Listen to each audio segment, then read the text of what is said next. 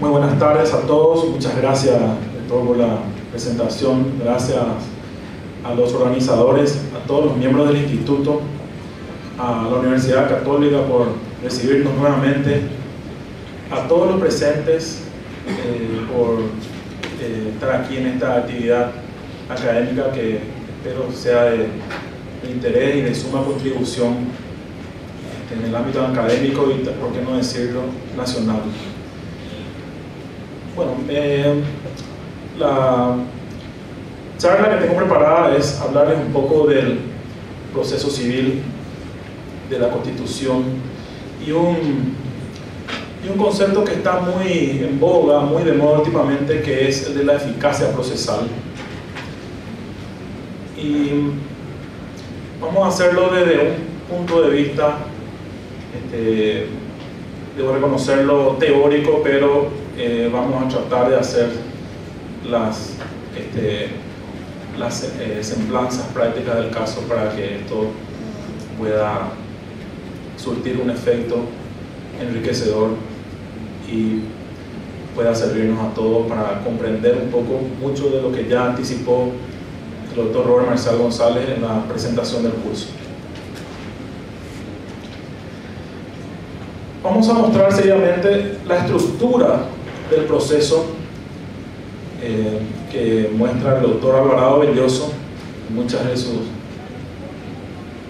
clases, de sus cursos, y es que muestra la figura primeramente de dos partes en conflicto: el pretendiente, el que normalmente se dice reclama su derecho, aquel que ve violado su derecho, y el resistente, aquel contra quien se dirige el reclamo, aquel que le niega al pretendiente lo que éste cree que es suyo. Y es importante resaltar que en una sociedad primitiva, este conflicto entre pretendiente y resistente se resolvía por la fuerza, por la ley del más fuerte, del más poderoso, del más numeroso, del más rápido, del más ágil, tal vez del más adinerado, del más acaudalado. Pero con el transcurso del tiempo se ha ideado un sistema que ha permitido la presencia del juez como elemento necesario para la igualdad de las partes. Y fíjense que en el Código Procesal Civil, entre las funciones del juez, entre los deberes del juez, está primordialmente la de mantener la igualdad procesal y el equilibrio de las partes en el debate. Y el juez es ese tercero, bueno, volvamos ahí, el juez es ese tercero imparcial, independiente.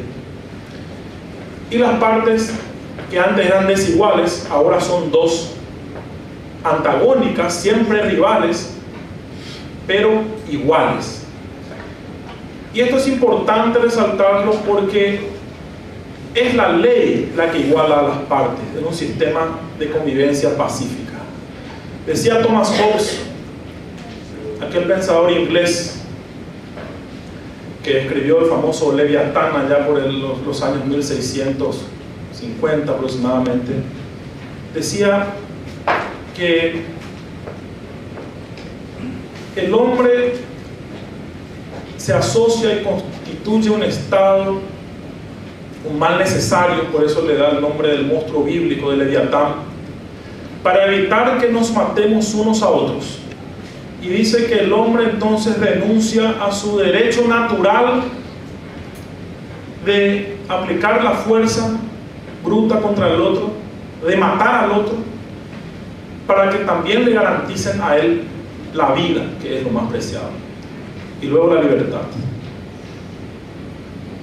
Entonces se ve cómo estas ideas de Hobbes son tan importantes para un Estado de Derecho.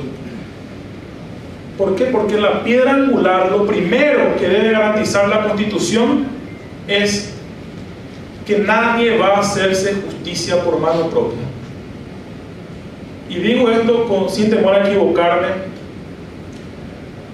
porque ese es el mandato fundamental y principal del Estado: mantener la convivencia pacífica entre los ciudadanos, entre los hombres, o entre las tribus que componen, las etnias que componen una nación organizada. Y véase que, de lo contrario, no tendría sentido hablar ni de república ni de democracia si no se pudiera satisfacer esta necesidad primera de existencia del Estado, que es la convivencia pacífica. Lo primero es que no nos matemos unos a otros. Y luego vamos a establecer la forma de gobierno. Luego vamos a decidir si vamos a tener tal vez una monarquía, o un sistema presidencialista, o una cámara, o dos cámaras, o como lo que ustedes quieran. Eso pertenece a la ciencia política. En nuestro país y los países civilizados han optado por la república, por la democracia, que creo que son los sistemas entre lo que se tiene es lo menos malo, si bien podemos decir que no hay sistema perfecto y que mucho depende de los hombres.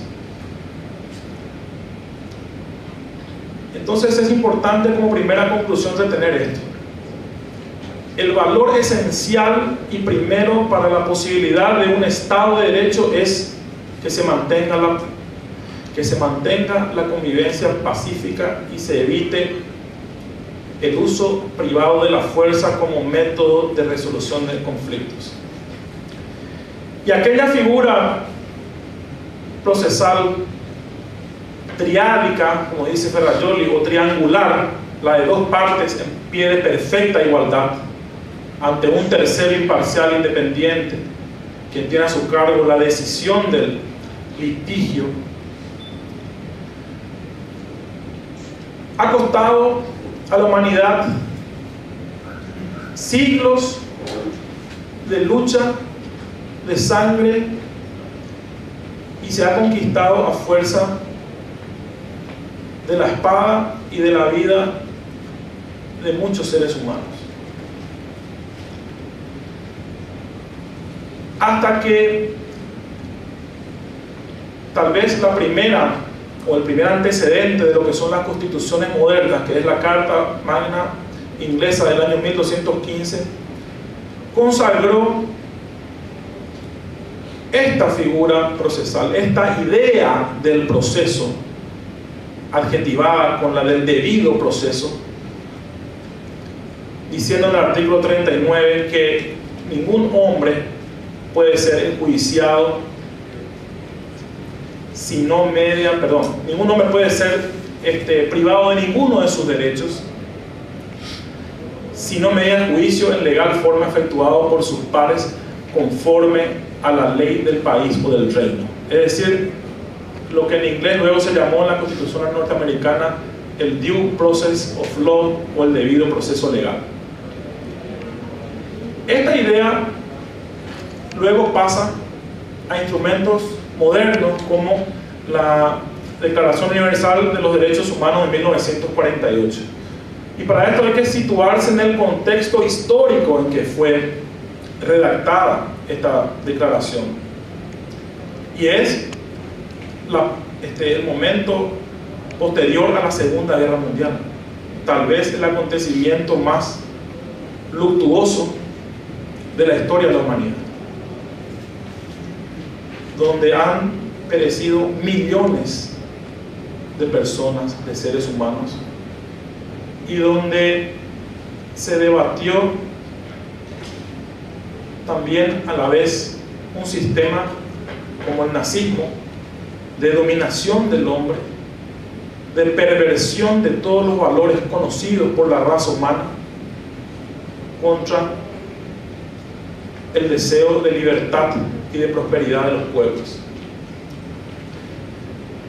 Y esta Declaración Universal de los Derechos Humanos también acoge aquel lejano este sentimiento de la Carta Magna, estableciendo que todas las personas, todos los seres humanos tienen derecho a un proceso judicial justo. Específicamente, que toda persona tiene derecho a un recurso efectivo ante los tribunales nacionales que la ampare contra actos que violen sus derechos fundamentales reconocidos por la Constitución o por la ley. Lastimosamente, en el siglo XXI y ya entrados los años de este siglo, todavía hay muchos lugares del mundo donde no hay derecho al proceso. Ahí están las cárceles de Guantánamo, por ejemplo, donde los ciudadanos no tienen derecho al proceso. Es decir, no tienen garantía alguna, porque sin el proceso no tenemos garantía.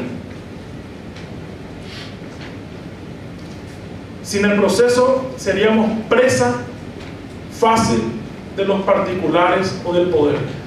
El proceso es la única herramienta que facilita ese valor sustancial de la convivencia pacífica del cual venimos hablando. Y fíjense que en la Constitución Nacional todas las garantías son, entre comillas, procedimientos o especies de proceso. ¿Cuáles son estas garantías constitucionales? El amparo, la inconstitucionalidad, la declaración de inconstitucionalidad, el habeas corpus, el habeas data. Es decir, todos son procesos, por lo cual se concluye que por antonomasia el proceso es la garantía de la Constitución, porque ni la vida, ni la libertad, ni los bienes de las personas, nada se garantiza sin el proceso judicial, señores. Entonces estamos hablando del concepto más importante que tiene la Constitución para obtener la convivencia pacífica. Y yendo a específicamente a esas normas de la Constitución, vemos que la Constitución tiene una serie de garantías muy importantes que hacen a la existencia y forma del proceso judicial. La primera es la prohibición de hacerse justicia por mano propia, prevista en el artículo 15 de la Constitución. Y aquí volvemos a Hobbes. La Constitución prohíbe que nos matemos unos a otros. Esta idea es tan actual como hace 500 o hace 1000 o 2000 años. Y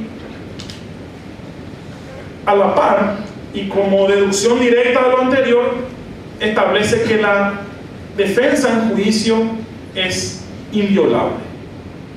Es decir, toda persona tiene derecho al juicio previo, aquel juicio previo del cual hablaba la Carta Magna de 1215. Ahora bien, nuestra Constitución creo que tiene podría llamársele una omisión, y es que, para ponerlo en términos prácticos, si yo no puedo matarle al otro para obtener mi derecho, y si el otro tiene la garantía del proceso, ¿qué tengo yo? Y entonces la Constitución no lo dice expresamente, pero creo que es de toda obviedad que la Constitución establece, aunque sea tácitamente, podríamos decir, lo que se llama la tutela judicial efectiva o la tutela efectiva de los derechos.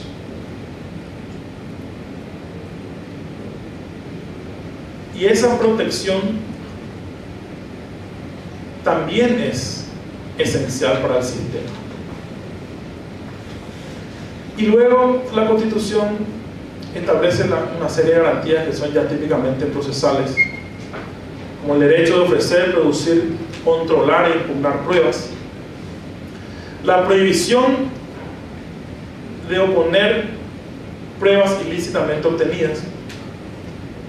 Y esto merece un párrafo aparte, es lo que se llama la doctrina, la teoría del fruto del árbol venenoso, muy expandida en el derecho penal. Acá los especialistas, como el doctor de Oro y muchos penalistas muy importantes que están acá, probablemente pueden explicar esto mejor que yo. Básicamente, lo que prescribe la norma constitucional es que no se puede cometer una infracción a la ley en miras a obtener el cumplimiento de otra norma legal o de otro principio. Por ejemplo, que se aplique una sanción o que se cumpla un derecho. El derecho del acceso a la justicia, es decir, el acceso a las actuaciones judiciales por sí o por apoderado, el artículo 17, numeral 10.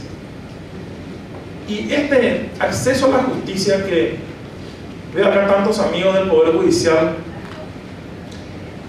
y yo les puedo decir que en más de prácticamente 20 años de andar por los pasillos como estudiante, procurador, haciendo trámites, llevando expedientes, yo les puedo decir que el Poder Judicial está absolutamente saturado, que es prácticamente imposible ver un expediente. Uno ve a señores, a profesionales antiguos, señoras esperando minutos, horas, dejando su cédula, su matrícula, su carnet de conducir para ver un expediente. O sea, esto se ha vuelto francamente una tortura. Y toda la gente que se dedica a esto me dará la razón en que estamos al borde de la denegación de justicia o del cierre ya del Poder Judicial. Por eso yo creo que urge la aplicación del expediente electrónico, de algún sistema que suplante a la notificación automática que obliga al profesional a ir a pescar el expediente en forma desesperada. En fin, yo creo que esto no se condice con la Constitución ni con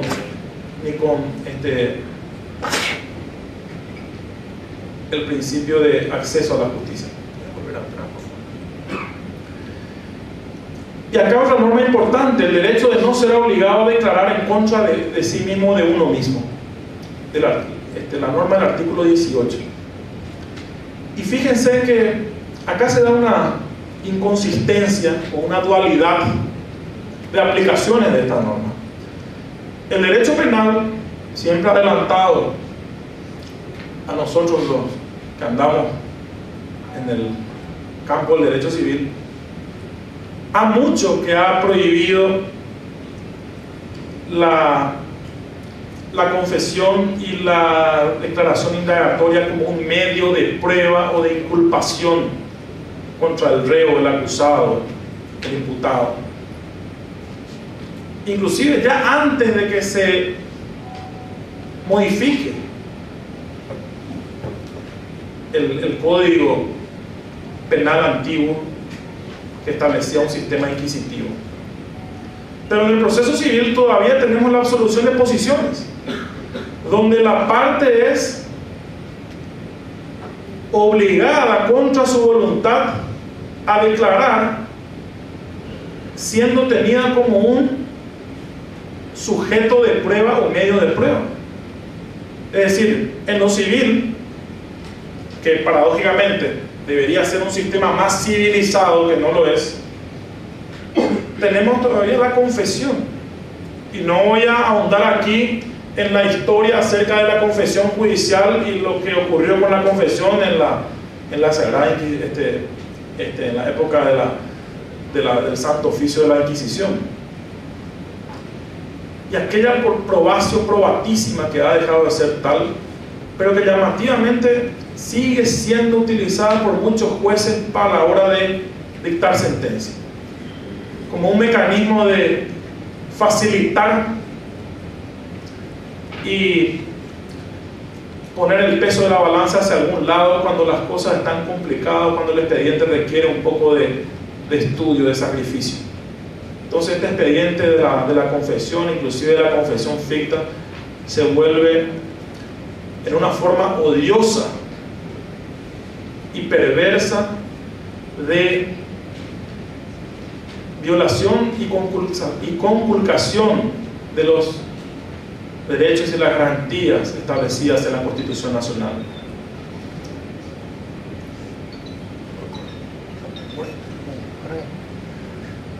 Gracias. Y esa figura triangular del proceso nos lleva a preguntarnos cuál es el modelo de juez que garantiza la Constitución. Y a mí me gusta comparar al juez y me gusta graficarlo con el juego del tenis. Ahora que estamos en la época de Federer, de Nadal y de Djokovic, que da gusto disfrutar de este deporte. Y en el tenis, ustedes ven que el juez está sentado en una silla arriba, inmóvil, y que los jugadores, las partes, son quienes debaten su suerte. Pero les traía este ejemplo porque lo más interesante es la denominación. Y al juez del tenis se le dice umpire, que viene del francés ampere, que significa impar. Es decir, el juez ante todo debe ser imparcial, que es lo más difícil de conseguir, un juez genuinamente imparcial.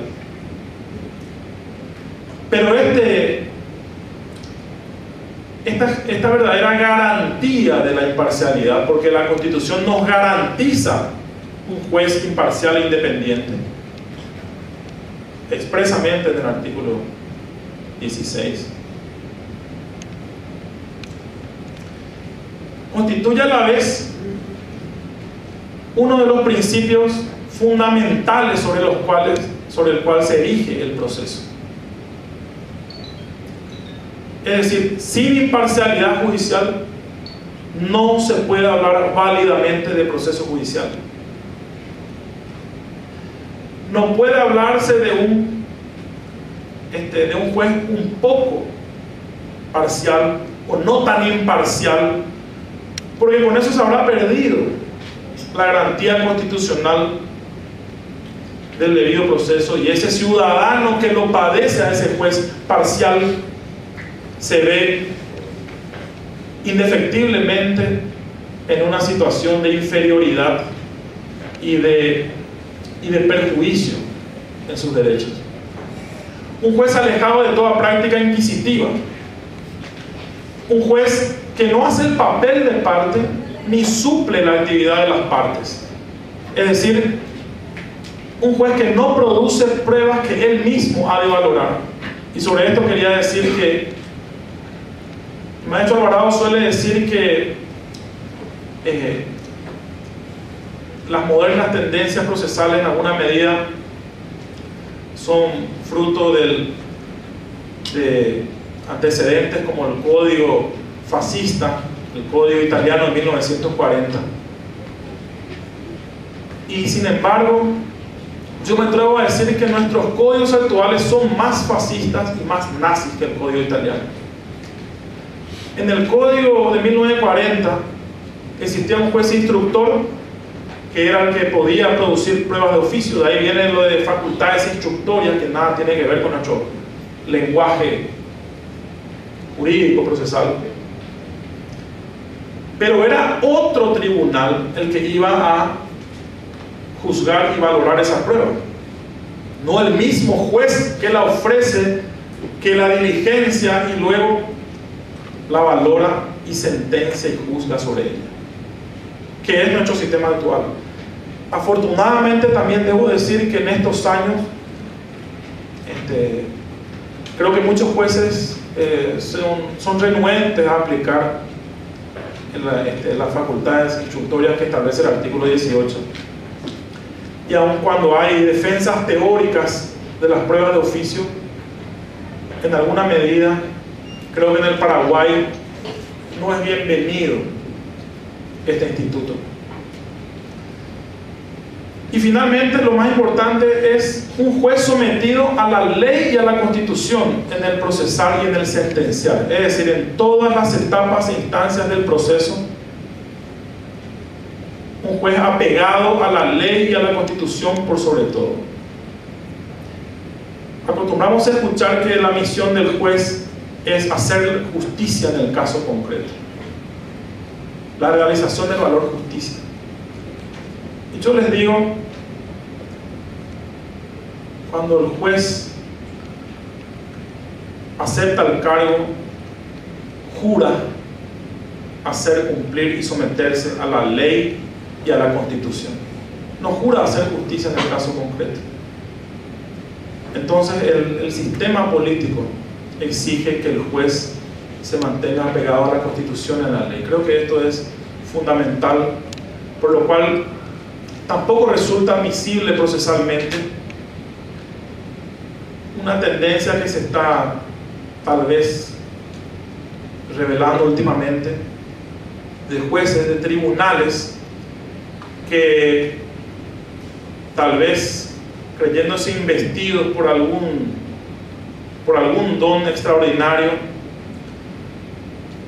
interpretan las normas, las leyes para privarles de sentido y sobre todo realizando interpretaciones que conducen a una denegación de los derechos de las partes, una total, me dicen que tengo tiempo, y a veces una denegación de justicia. Esto ocurre con una interpretación de la Corte en el tema de la lesión, por ejemplo, artículo 671 del Código Civil, que expresamente dice que que la parte que es víctima de una ventaja manifiestamente desproporcionada en un contrato puede demandar la modificación del contrato o su nulidad. Y la Sala Civil de la Corte desafortunadamente interpretó que solamente puede demandar la nulidad, con lo cual está privando de un derecho y del derecho de acción. Y no solamente eso, sino violando todo el armazón de la Constitución Nacional. En fin, para ir concluyendo, a pesar de todo este conjunto de garantías que hemos descrito y que constituyen unas con otras, entrelazadas y sin que ninguna pueda ser sacada del sistema, lo que se llama como la garantía del debido proceso, la escuela procesal moderna o del activismo judicial insiste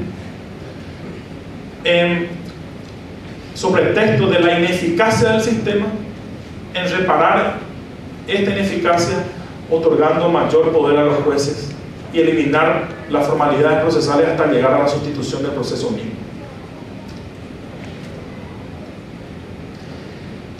Vamos a pasar eso. Y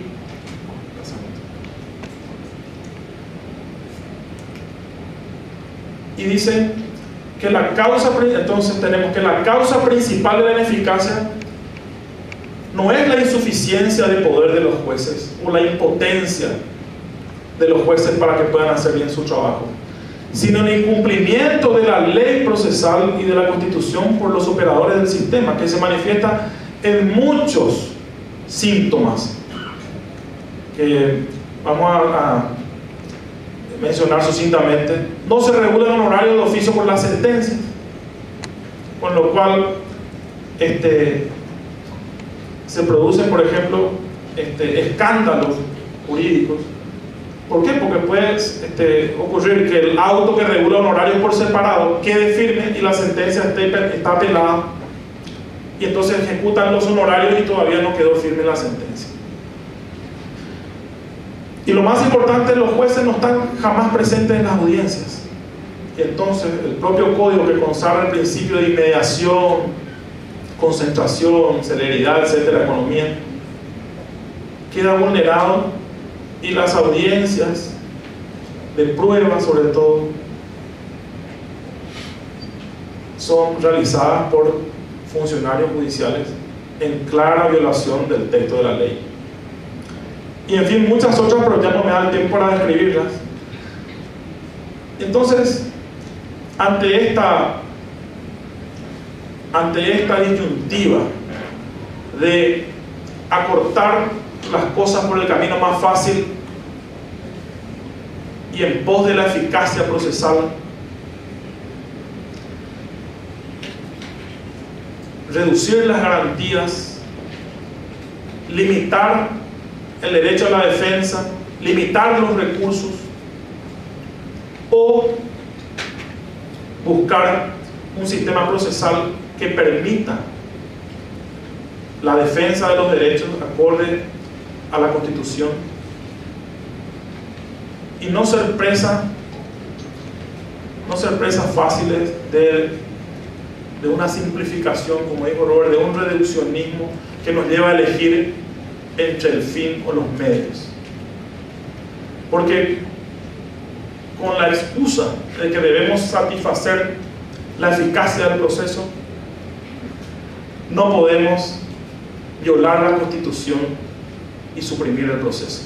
Bueno, muchas gracias.